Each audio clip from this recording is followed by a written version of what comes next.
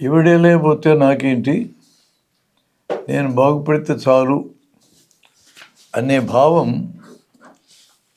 ఒక బలమైన భావం కింద ఈరోజు సమాజంలో ఉన్నది. ఒకరోజు డాక్టర్ దగ్గరికి విరేచనాల దెబ్బతో ఒక రోగి వచ్చాడు. అతనికి విరేచనాలతో నాకేం సంబంధం అనుకోవచ్చు. సరే, డాక్టర్ కాస్త మంచివాడు, ఫీజులేని ఇవ్వలేను సార్ అంటే, సర్లే చూస్తాలే అన్నాడు. మందులు రాయించాడు. అతను కాగితం అటు ఇటు తిప్పుతూ ఉన్నాడు. ఏందయ్యా అని అడిగాడు డాక్టర్. అవును సార్, ఈ మందులు ఎంత ఖరీదు అవుతాయి అని అడిగాడు. 200 అయితే అన్నాడు. 200 రూపాయలు నా లేవు కదా సార్ అన్నాడు. డాక్టరు 200 రూపాయలు లేవు అనగానే తన జేబుల్లో తీసి అతని జేబుల్లో పెడతాడా? ప్రైవేట్ డాక్టర్ అయినా గవర్నమెంట్ డాక్టర్ అయినా నీకు డబ్బులు ఇవ్వడానికి లేరు. గవర్నమెంట్ హాస్పిటల్లో ఫ్రీగా వైద్యం చేస్తే ఫ్రీగా రాసే వరకు చేస్తారు, హాస్పిటల్లో ఇస్తారు.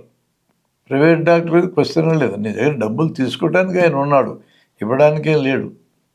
మరి నేనేం చేయమంటూ అన్నాడు డాక్టర్. నువ్వేదో చేస్తావని కాదులే, నా సమస్య అది అని చెప్పి ఆ కాగితం తీసుకుని వెళ్ళిపోయాడు.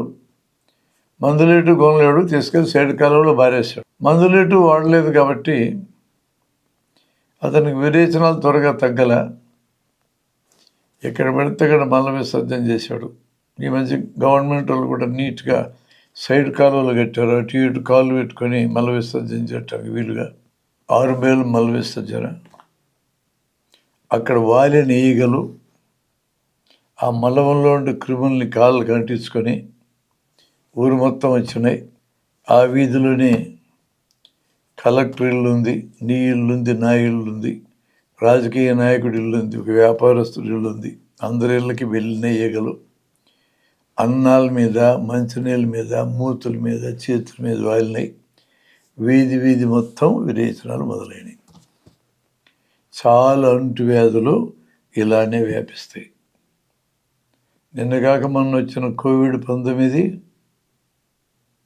ఇలానే వ్యాపించింది, ఒకరి నుంచి ఒకరికి గాలి ద్వారా. ఇది నీళ్ళ ద్వారా, ఈగల ద్వారా. మనం అనుకుంటాము అతను పెద్ద చదువుకోలే, అమాయకుడు, 60 ఏళ్ళకి చచ్చిపోతాడు, మాకేం సంబంధం. నేను అవకాశాలు ఉన్నవాడిని, చదువుకున్నవాడిని, అభివృద్ధి అయిన వాడిని, 80 ఏళ్ళు బతుకుతా అనుకుంటూ ఉంటాం.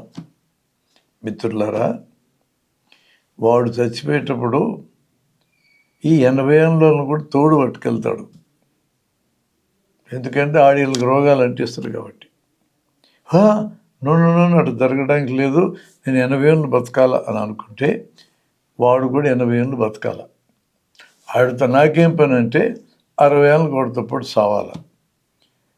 మీరు 80 ఏళ్ళు ప్రశాంతంగా బతకాలంటే మిగతా వాళ్ళు కూడా బతికేటట్టు చేస్తావా? నువ్వు బతుకుతావు. నాకేం పని, ఎవడెట్లా పోతే నాకెందుకు, నేను ఒకరిని బాగుపడితే చాలంటే బాగుపడటం సాధ్యం కాని వాళ్ళతో పాటు నువ్వు కూడా పోతావు. కాబట్టి ఇతరుల కోసం మనం పనిచేయడం, అది ఇతరులని ఉద్ధరించడానికి కాదు నైనా, మనం ప్రశాంతంగా బతకటానికి. ఇది అర్థం చేసుకోవాలి మనం.